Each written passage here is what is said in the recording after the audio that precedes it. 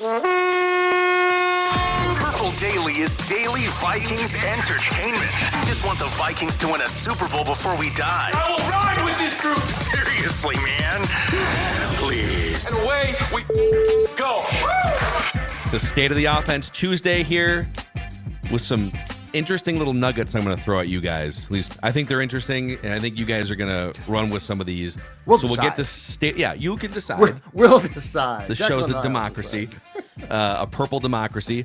But before we get into State of the Offense, a couple things of note. This is Give to the Max week, and all week long across our Score North podcasts, we are supporting the Bond Between, which is formerly known as Secondhand Hounds.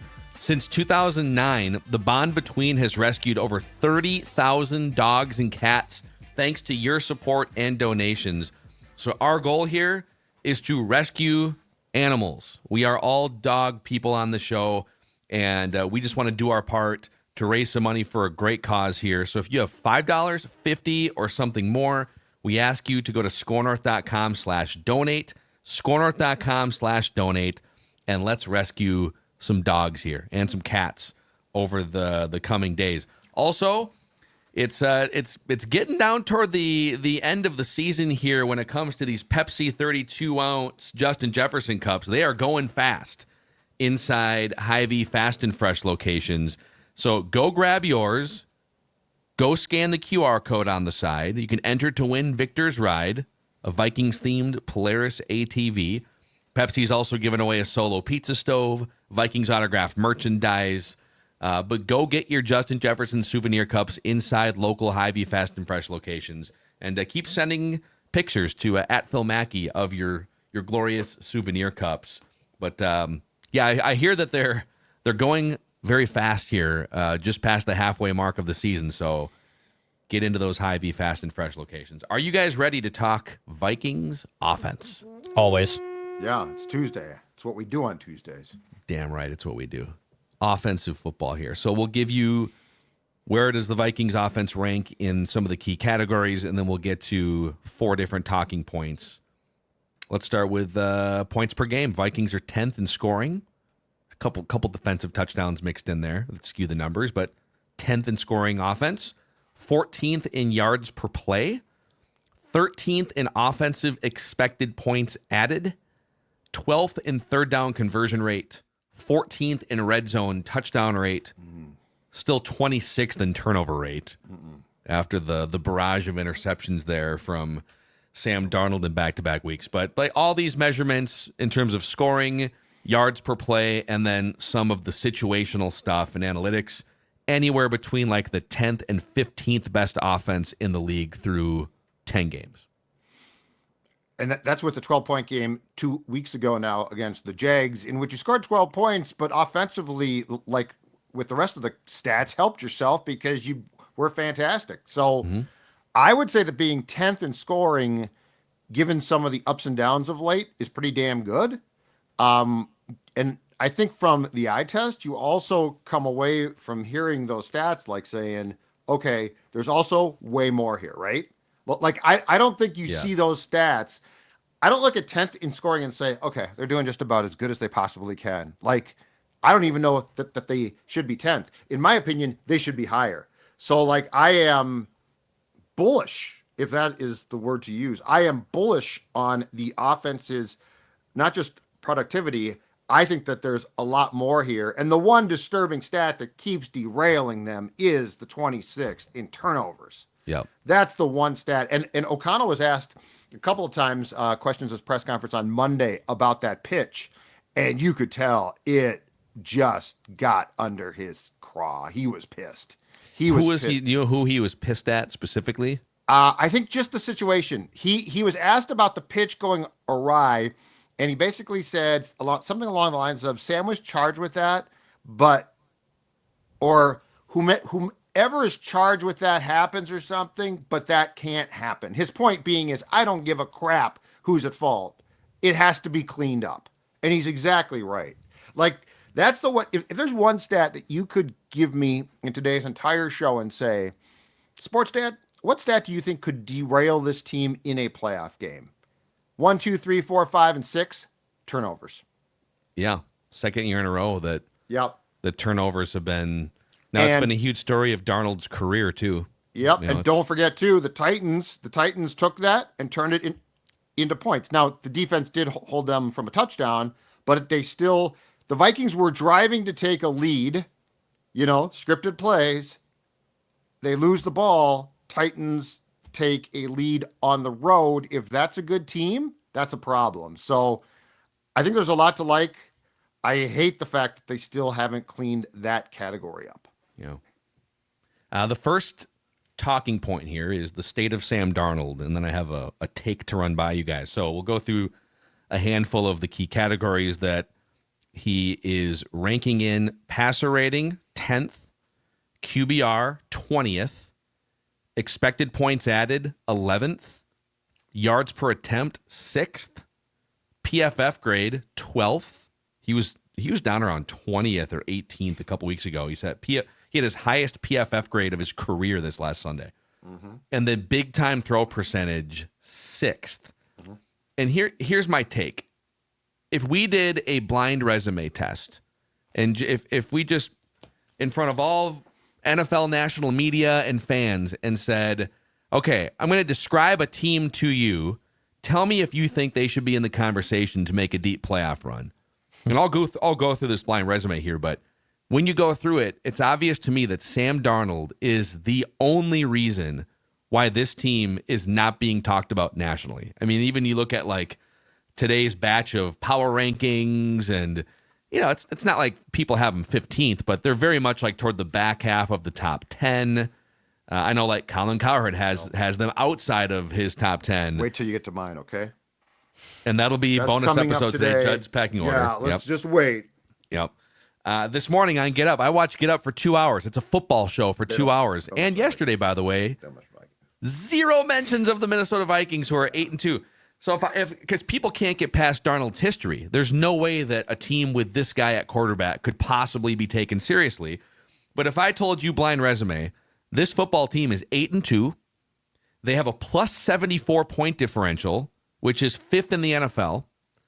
Their offense, while not the 2007 Patriots or the 1998 Vikings or 99 Rams, is top half of the league in scoring, yardage, analytics, and third down. So it's a formidable offense. Yeah. The defense is 4th in scoring, 6th in yards per play, and 1st in expected points added. And the head coach has a better career regular season win percentage than John Harbaugh, Sean Payton, Mike McCarthy, Sean McVay, and Kyle Shanahan. Mm-hmm. Blind resume.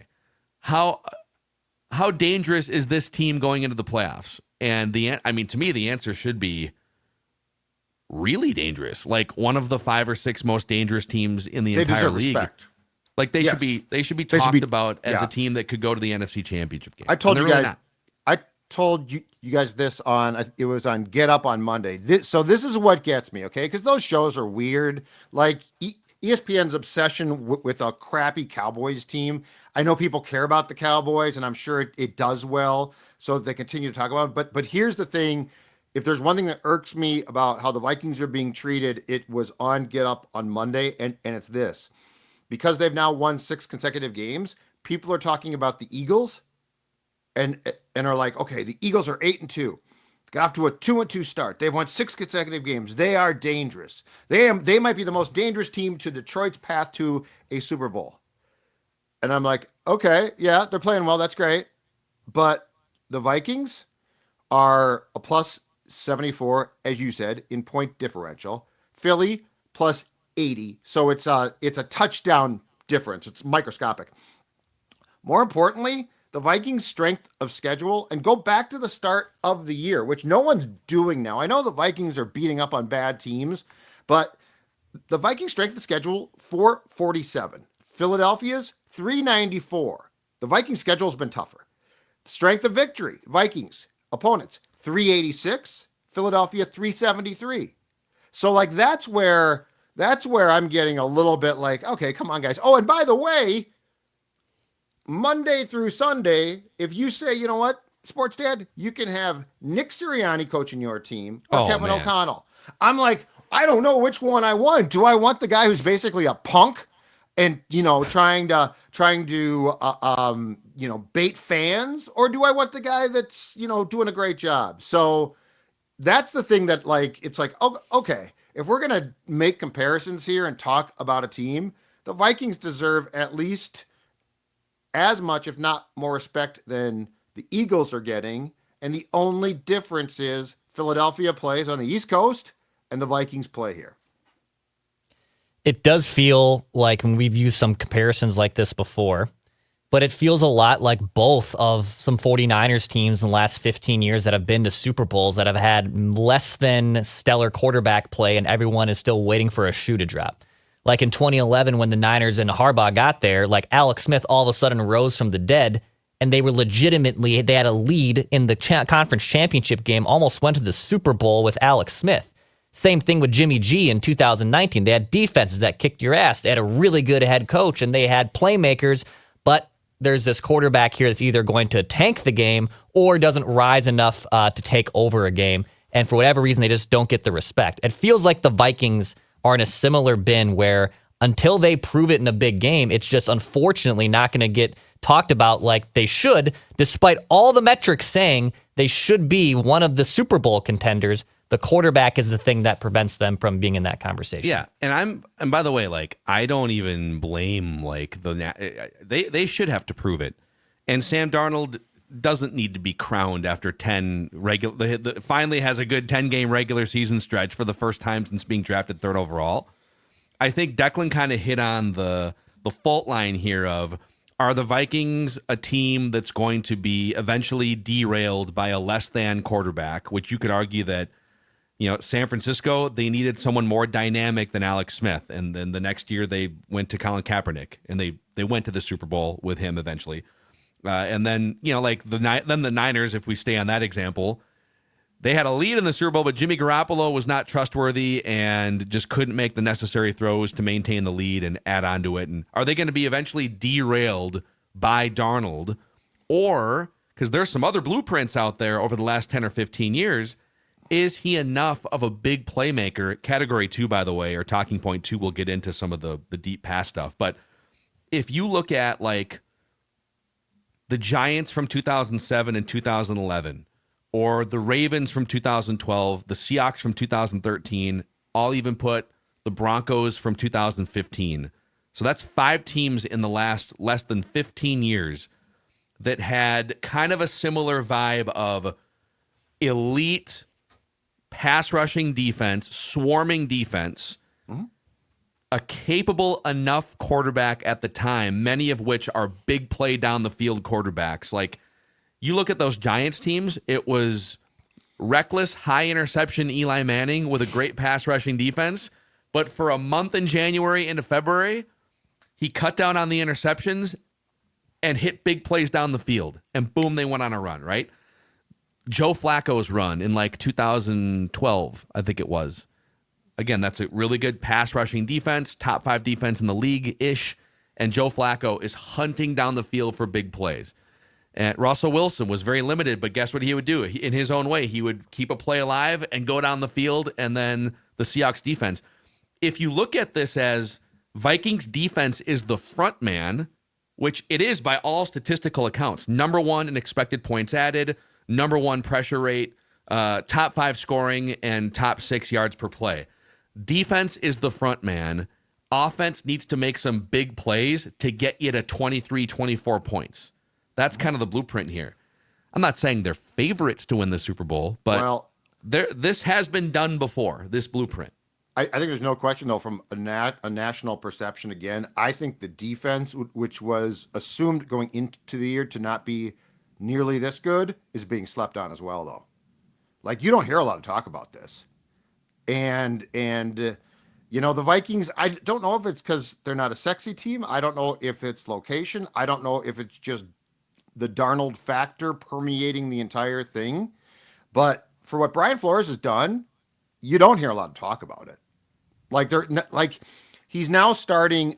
I will say this, because I was told this for the first, 2 months. Brian Flores purposely was trying to keep a low profile. He wasn't talking about head coaching opportunities. He was very hush hush. I think he declined a bunch of requests. Starting with the Schefter podcast last week, that appears to have changed. So perhaps this will start to get it more attention. But like for what this defense has accomplished, have you heard the name Andrew Van Ginkel once on a national show? No, Jonathan no. Bernard once on a national show? No. So like they're just, but the Darnold thing too, to get back to Dex's point, which I think is very intriguing, is this. You know, in all of the cases where we're talking about a quarterback who probably is not that dynamic doing a good job, there is almost always inevitably a great head coach behind that guy propping him up and helping him, right? Mm-hmm. Harbaugh was, fantastic, still is. O'Connell, like when you look at what these coaches do, so I do think that there is a dynamic there of, like, if you plucked Darnold off the Vikings roster right now, and I don't know, let's say hypothetically threw him in Atlanta, say, okay, one game above 500, go get him, Sammy. I think he's probably lost and not great, but he is getting the tutoring. I mean, last week, I can't go back to how impressed I was. Last week, you took a guy whose confidence was on the edge of the cliff, no question, played a terrible game, no question, and you spent a week propping him up, and he came away with the best PFF grade of his career. Mm-hmm. That ain't normal.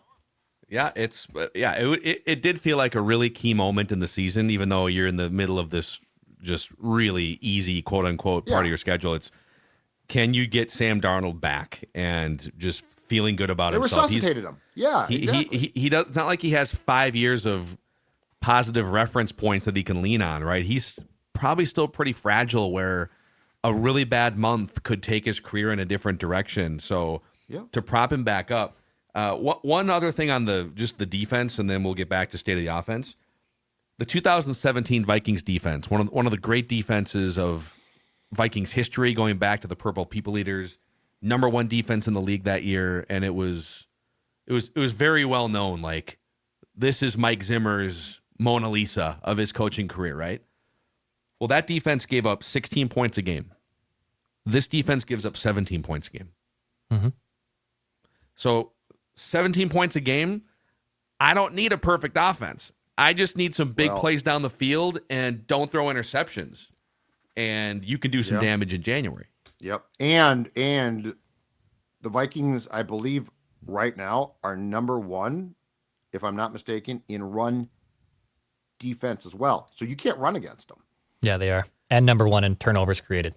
Yeah. So, like, and those two things. So, yes, you're probably going to give up some big passing chunk plays. Yes, occasionally you're going to give up a very unfortunate touchdown that goes 90 some odd yards. But if you can't run and establish that, it makes your life really difficult. Yeah. Okay, staying on the Sam Darnold line of discussion here, the second talking point is YOLO. Yeah. The YOLO nature of Sam Darnold's season here and the aggressive nature of the Vikings offense. So through 10 games, Sam Darnold has the second most deep pass completions, so 20-plus yards in the air, of any quarterback in the league. The only guy in front of him is Justin Herbert with 22. So Darnold has 20 of them, 20 completions of 20 or more. Mm-hmm. So he's good for multiple per game deep pass completions in the air. Yep. He has the second highest completion percentage on deep passes. He's connecting on 51% of his attempts. For context, there are 15 so he's 51%. There's 15 quarterbacks below 35%, including Lamar Jackson and Patrick Mahomes. Couple more. Sam Darnold is second in the NFL in yards per attempt on deep passes. He's second in the NFL in average air yards per throw. His average throw travels just under 10 yards in the air. Mm-hmm.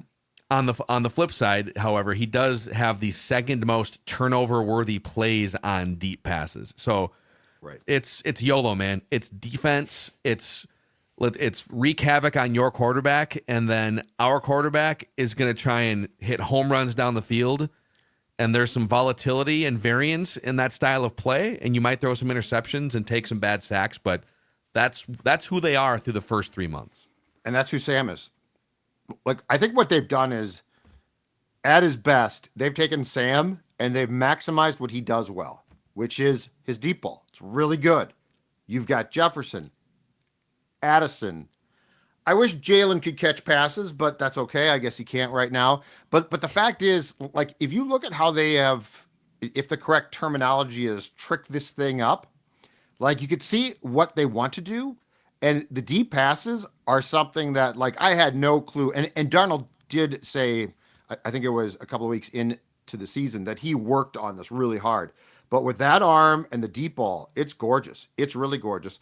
And also, I will give him a little bit of absolution on interceptions thrown on deep balls. The ones that bug me are more of the dagger or crossing routes where it might be around 20, but he doesn't see the guy. If he actually is airing the ball out, I don't have as big of a problem, because one, it's going to be deep in the opponent's territory, which is good. And two, he throws that ball well.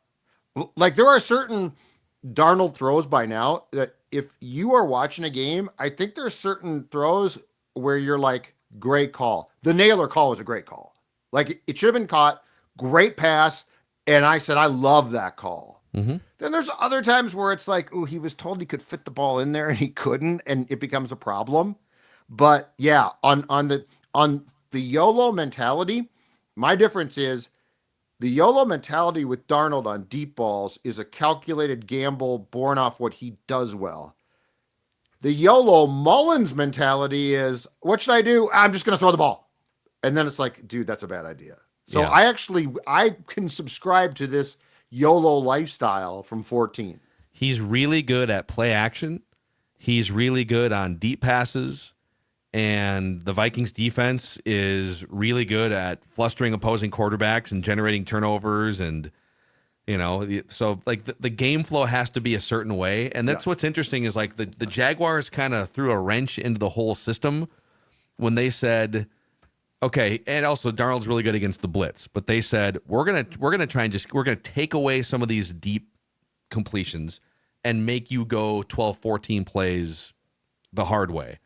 And does Darnold have that ability to Tom Brady style or Patrick Mahomes style matriculate a team for 3 hours without making like 2 or 3 critical mistakes? I don't know that I trust him to do that. But if you can get into a situation where your defense is flustering the opposing quarterback and it's, hey, Darnold, we need like 3 big strikes from you. We need like field flipping plays or a home run that turns into a touchdown, and the defense has the rest. And in between there, you're going to just try and get some first downs and maintain time of possession. It's a formula that has worked. And Yeah. No question. it's going to be interesting to see how far the Vikings can ride it here. Couple more talking points to get to. I believe we're also going to get a stud stable, a week 10 or week 11 stud stable from our guy, Love it. Randy in Cottage Grove. But Padregs has become near and dear to our hearts here on Purple Daily this season, Judd. Especially Sports Dad, since it's the official beer of Sports Dad now. And here's why.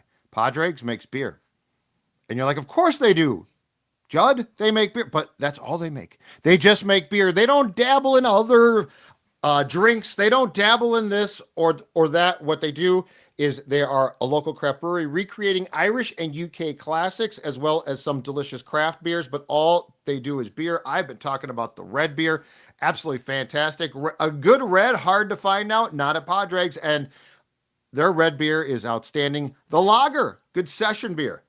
Fantastic. Here is the best news. They're available in more than 80 liquor stores in the metro. My sources tell me that actually might be expanding to the outstate as well. But right now, more than 80 liquor stores in the metro. Check them out on Facebook or Instagram, or check out their website at padregs.com. Padregs.com, because there's nothing more delicious than beer from a company that's focused, from a couple of guys that are focused on just making beer.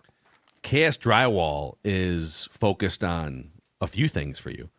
Drywall repair, plaster repair, popcorn ceiling texture removal, interior painting services. KS Drywall is here to handle anything from new construction to small emergency repairs. If you heard about my time in Seattle a couple years ago, old Macadac could have used KS Drywall. Are you back? I am back in the Twin Cities Oh, now. good. Glad to hear it. Good for you. Glad you're visiting. Right. Yep. KS Drywall services the greater Twin Cities, Metro, and Western Wisconsin. Quality craftsmanship, quality communication, professional, courteous, and clean. Just a few ways to describe the work that KS Drywall does. So head on over to ksdrywall.com to schedule a free estimate. That's ksdrywall.com. And also Nicolay Law, a shout out to the exclusive personal injury law firm of Purple Daily. Nicolay Law knows that when you or a loved one gets injured, ordinary life can come to a stop and things can get complicated. That's where Russell Nicolay and his team come in to help you make sure you get the compensation you deserve after an accident. So if you've been injured, get Minnesota's local award-winning injury lawyers. Get Nicolay, nicolaylaw.com or 1-855-NICOLAY. Talking point 3 here. Let's do a quick Dalton Reisner thing. So he made his first ever start at right guard in this game. Kind of a surprise decision to bench Ed Ingram. PFF had him 50 overall, Reisner, on a 0 to 100 scale, 47.9 run blocking grade, and a 55.3 pass blocking grade, allowing 2 pressures. I was combing through some of the film for the Trenches episode with Boone too, and it's not the greatest performance, but for 2.5 years, we've watched Ed Ingram have not the greatest performance also.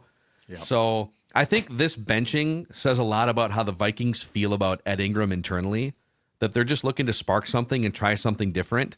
And I don't know, after like 2.5 years of, none of us played NFL offensive line, but just texting our guys and talking to our guys and doing film breakdowns, Booney and Jeremiah Searles and some other guys. There's just a lot of the same mechanical and mental mistakes that keep popping up with Ingram. Right. Is Reisner an absolute upgrade? Maybe not, but I'm okay with them trying this. And if Reisner's not good, you just go back to Ed Ingram or try something else in like 3 weeks. So, in Dalton's defense, a little bit too, go back to when, I talked to him early in training camp because he had been moved from left guard to right guard. And he said, other than a few practices throughout his life, up until then, he had never played right guard. And I once, now there are conflicting reports because I've been told by some, it's guard, it's not that hard. But I once did a feature back in my strip days on a guy who made that same move. And I said, what's the change like? And he said, imagine going around all day having to write with your left hand. Yeah. He's like, everything is flipped mentally. So like your brain has to refocus on things. So 1, that's tough. But 2, as I've talked about, my dime store theory here is that they know that Dalton Reisner is a better pass protector and not as good in run blocking as Ingram is. And they said, we have to protect Sam as much as we possibly can. Like, we're trying to get Sam back up, here, and he's been down. What can we do? And we would sacrifice, and this is far from ideal, but we would sacrifice, a few yards in the run game now to get Sam more protection. And then to go back a month plus, I mean, there were rumblings from TCO that the Vikings, that O'Connell especially, wanted to make this move. So it was probably inevitable at some point, but I had just thought by now, it's not going to happen, yep. which is funny because they did a good job. They told Reisner, of course, during the week you're starting, and they kept it quiet. Yeah, kept the secret from you media vultures circling around. And the National. Where was Shefty? Yeah. Where was Shefty getting a late night text in Connecticut or wherever the heck he is? Let's get our guy in here. He is the most passionate Vikings fan we know. You can follow him on Twitter/X, Randy Vikes 69. Randy in Cottage Grove. How are you, Randall? Good. Randall. That's speaking of a late night text. One of the nice things about this win streak and the clearing up of my condition is I started being back in the dating scene. Oh. How's your jock itch cleared up, and now the ladies are flocking. Tinea Quiris, and it's they said a big correlation is with stress. And as you know, a lot of hardcore Vikes fans like us, when we lose, it has a way to ruin your whole week. Can't sleep. So basically, when the Jaguars and the Titans are on the schedule, It's That time to go out and hit the dating profiles, huh? it clears it up. They might say it was the ointment and the oatmeal compress, but otherwise it was also the W's. The W's are good, and I'm out there, and so if any of the gals I'm on Bumble, and I won't give the profile, but you'll know. You see an older gentleman, looks a little experienced, looks like he might know a thing or two. That's old Randy. Is that your dating bio? Looks like he might know I a know thing a or thing two. or two. I've been around the I know block. a thing or two. I know what let's just say that some of the methods are time tested. Yeah. Did you say oatmeal compress? Yeah, that's over homeopathic. That's one thing you can do. I get a whole lot of tips and tricks, but the Don't best say thing is tips. just, of course, to turn down No that stress tricks. knob. And if you can go ahead and turn down that stress knob, you can clear a lot of things up in a hurry. And also the bar we're at, as I said last week, the Yagerator was broke. Not anymore. They fixed it, and funny, we got in the end zone. Yeah, look at Oh, that. so that was what was at fault for the Jacksonville game. Yeah, all you Yep, needed Broken was a Yagerator. working Yagerator. Oh. you get a Yagerator rocking and rolling, and you get those touchdown shots. Damn right. Love to hear it. Amen. Amen. Well, glad to hear you're on the mend, both physically, mentally, maybe even spiritually. Yeah. And good luck back on the dating trail. Thank I think you. we should do a stud stable here, Randy. Let's go. It's fun to have another one. This is the 8 of them now. Right? 8 out of 10 stud stables. More than last year already. We hit the over on the Vegas over on the stud stables this year. And this one is going to be dedicated to a guy who's going to appear in it later, and you'll know who he is. But he said in the locker room afterward, we're through 10 games, we're 8-2. I don't think anybody would have said no to that before the season. We're looking strong. We played the Lions as tough as anybody has all year, and that's going to be a division collision at the end of the year. I'll tell you that right now. It might be for the division, but let's start where we're at, which is this game, and this is an 8th stud stable of the year, and it starts with a guy who has appeared in here a lot. He's appeared in here a lot, and a lot of people are down on him, said maybe he is just a backup, maybe he is just a journeyman, maybe we can keep him on the cheap as a backup here. I don't think so. I think after that performance, he showed that he belongs. He's a guy who you put him in the right situation, the right fit, put the right pieces around him, and he's going to sling it. He's going to give you the deep D every now and again. That's Sammy Darnold. Sammy Darnold, when you found Jordan Addison streaking across the middle there, the whole bar knew it. We knew it. We stood up. We started chanting "Yag, Yag, Yag," and we got those shots. We got the shots because the Yagerator's fixed, and you fixed it for us. So Sam Darnold, you're a stud. Amen. Nice bounce Yes. back. Ultimate compliment for 14. The guy who caught that pass, by the way, it takes two to tango, two to make a play happen, and that's Jordan Addison. Jordan, a couple weeks ago, you were posting the negative stuff, the cryptic stuff. I saw that when I was in the hospital. Felt like we might never turn this thing around. Well, now we have Jordan Addison, and you're a big part of the reason why. If they're gonna, man up and body up JJ all day long, rough him up, which they did, you're gonna rise to the occasion. You took some hits in that game, and you kept on coming. Jordan, you caught that one across the middle, and as I said, the whole bar got snug, and we knew it. And that was a great tutty, as they say, and that makes you a stud. I love being inside a bar when the whole bar gets snug at the Snug. same time. Yeah, same. It's been a long time for me, I but didn't know yeah. if that could happen for the entire bar. And here's another guy who may have appeared in this stable more than anyone else all year. I don't know. I'd have to go back and do the math, but that's Andrew Van Jinkels. Andrew, you just continue to make things happen. You continue to wreak, as they say, havoc in the backfield, and you're flying all over the place. No one knows where you're going to go on any given play, including some of us who are pretty have aptitude about the game.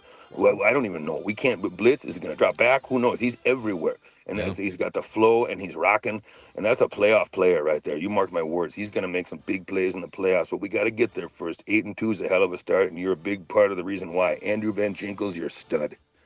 Aptitude, Randy. Stud. You're going with big words. And finally, Is aptitude a big word?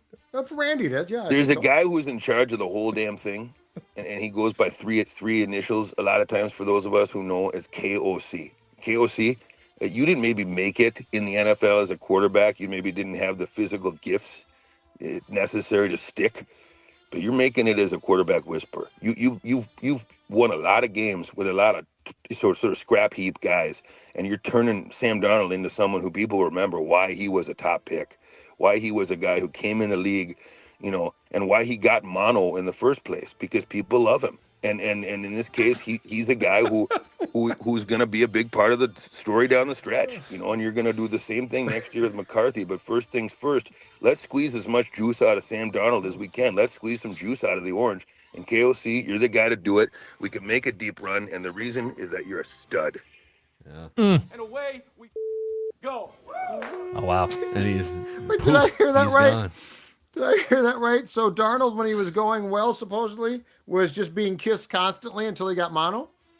Did you guys ever see, and I checked the validity on this, but like there was a internet rumor going around like earlier this season that he was dating the Hawk Tua girl. Oh, yeah, I saw that.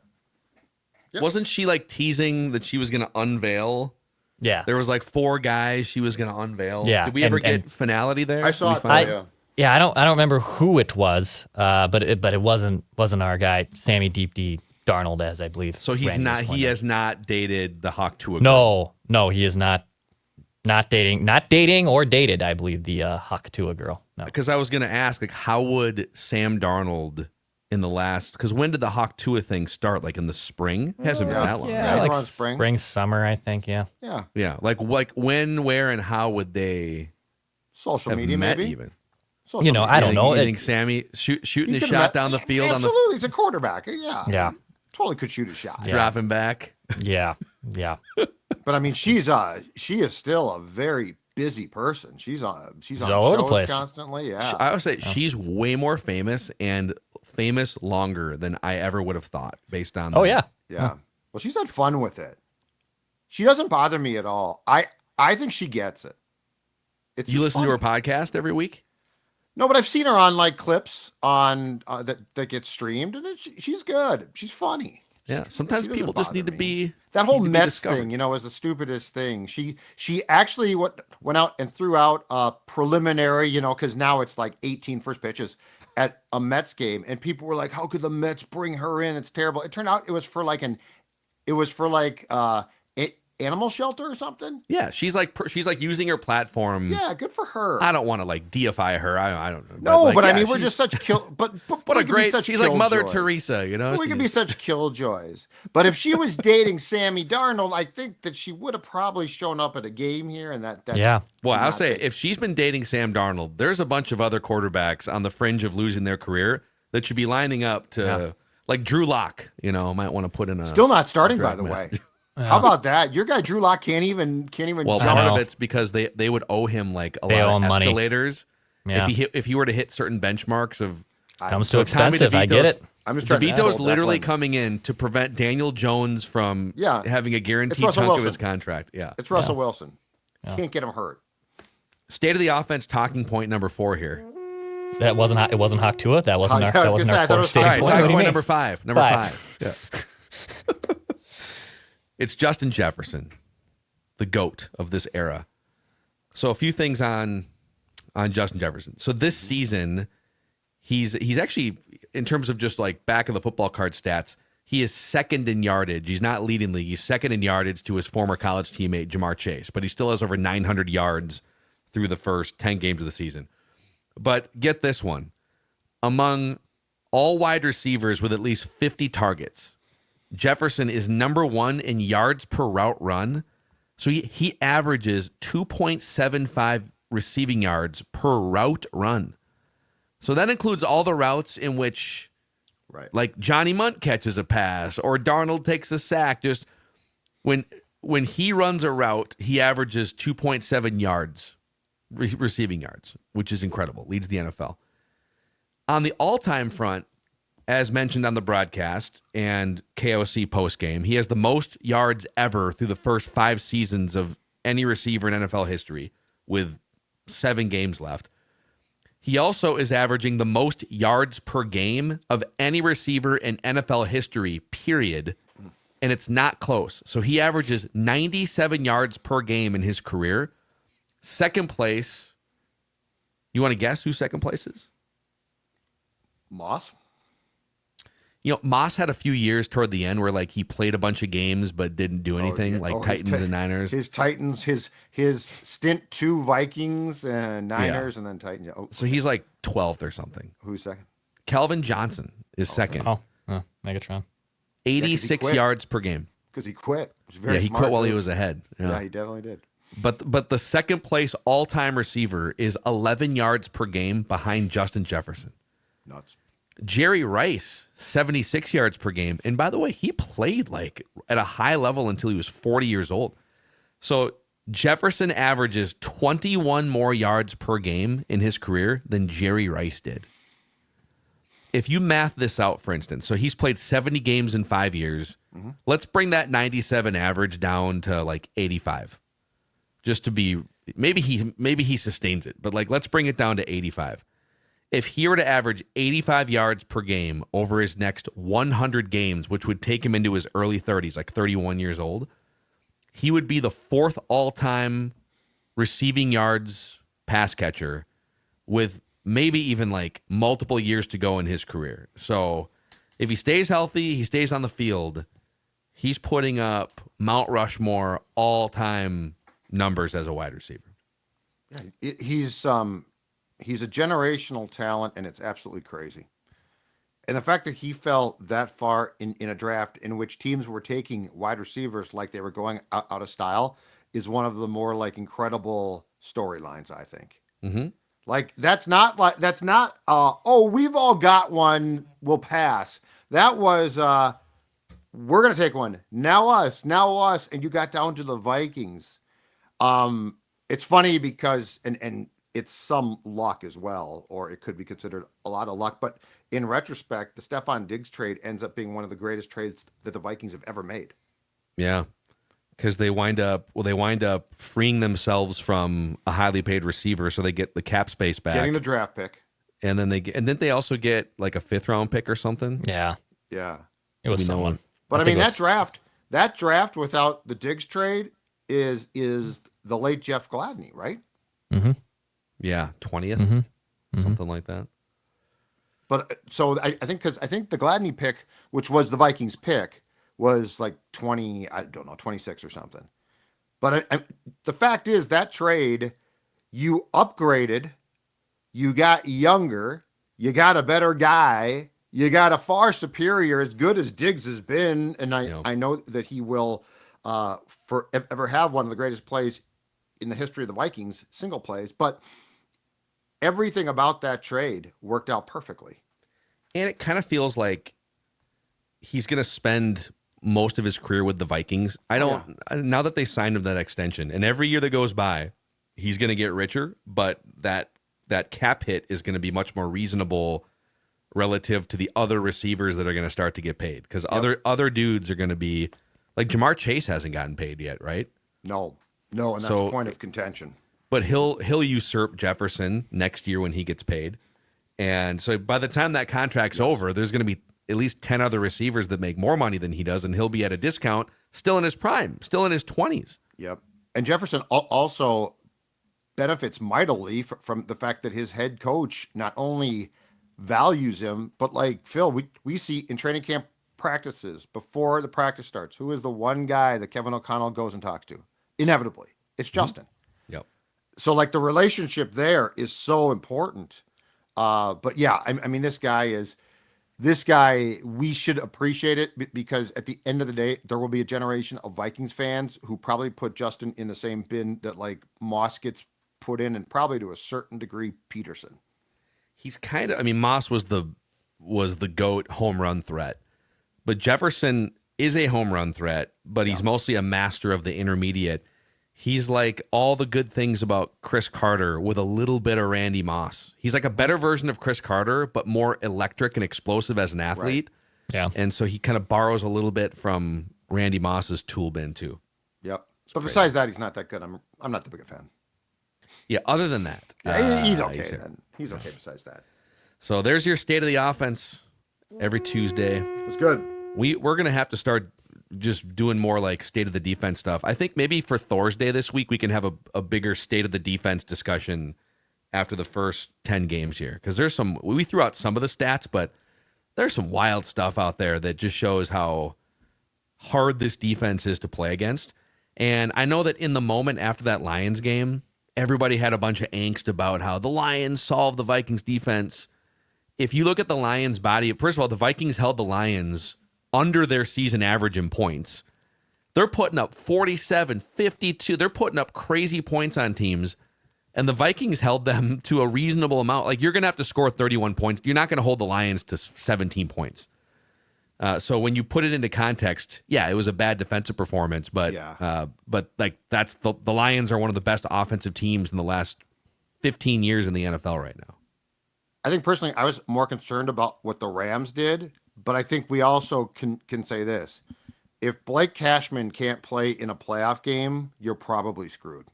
Yeah, Cashman's presence. Also, it was a like Thursday night game.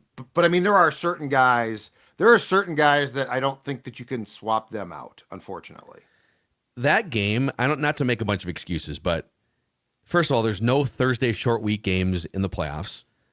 You're not going to have, surprise, we're bringing back both of our top 12 wide receivers, and you've got a short week to prepare for it. And Blake Cashman, as of right now, is healthy going. Like, it was kind of a perfect storm of short week. You just played the Lions. Big, emotional, dramatic game. You're missing one of your key pieces. They still have Matthew Stafford and Sean McVay, and they're bringing back two of these.